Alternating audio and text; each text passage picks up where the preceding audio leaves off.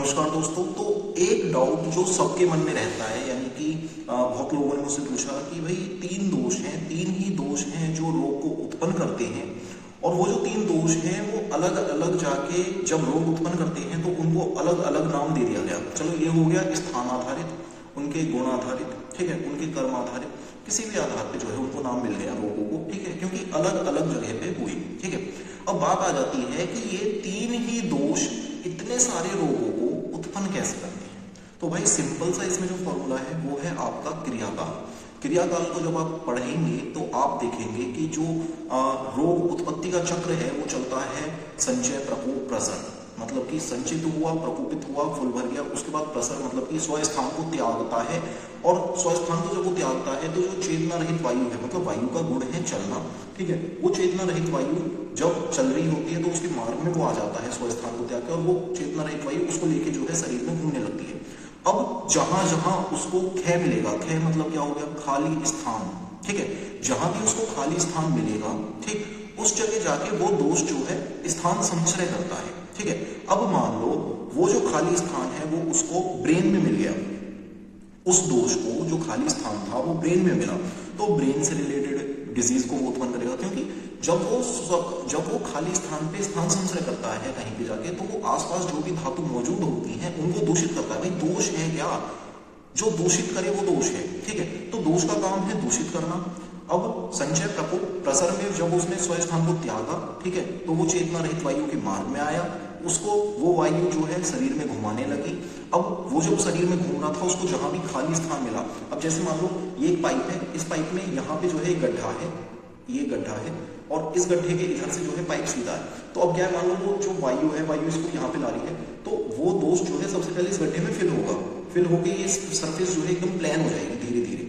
ये नॉर्मल होता है ना भाई, मट्टी को भी अगर तुम देखोगे कहीं मट्टी बहती है तो सबसे पहले वो सरफेस को प्लेन करती है, ठीक है, उस जगह भरती रहेगी, डिपोजिशन होगा जहां पे खाली स्थान है, क्षय है, तो वो जो है ये खाली स्थान में जो है दोष पहले भरता रहेगा, फिर जब ये प्लेन सरफेस हो जाएगा फिर वही दोष जो है शरीर में आगे बढ़ेगा, ठीक है।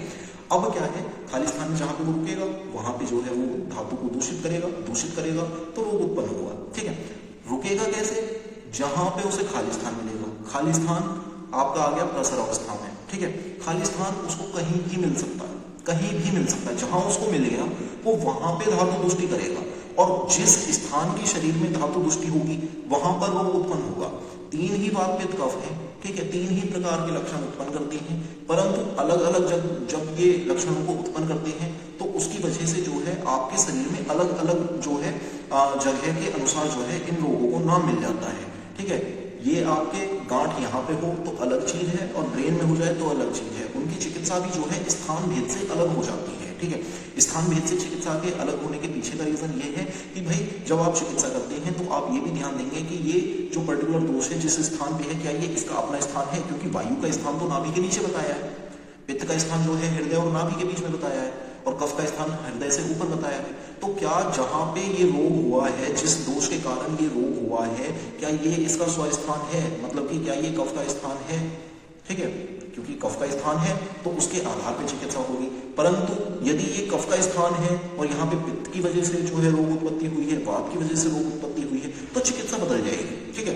तो ऐसे करके जो है रोग दोष के आधार पर, स्थान के आधार पर, संचय, प्रकोप, प्रसर के आधार पर, ठीक है, स्थान संश्रय के आधार पर रोग को अलग अलग जाके उत्पन्न करके अलग अलग नाम से जाने जाते हैं, जिनकी चिकित्सा अलग अलग प्रकार से की जाती है। और यही जो है तीन वात, पित्त, कफ आपके शरीर में अनेक प्रकार के रोग उत्पन्न करते हैं, जिसमें वात अकेला ही 80 प्रकार के रोग उत्पन्न करता है, पित्त अकेला ही 40 प्रकार के रोग को उत्पन्न करता है, और कफ जो है 20 प्रकार के रोग को उत्पन्न करता है, जिसमें अनेक रोग साध्य भी हैं, असाध्य भी हैं, साध्य, सुख साध्य, कृत साध्य भी हैं, ठीक है। असाध्य में आपका याप्य और अनुक्रम भी है, ठीक है। तो वो डिपेंड करता है रोग की अवस्था पे, जीर्ण अवस्था है, तरुण अवस्था है, मतलब रोग पुराना हो गया है या रोग नई अवस्था में है, अभी अभी हुआ है।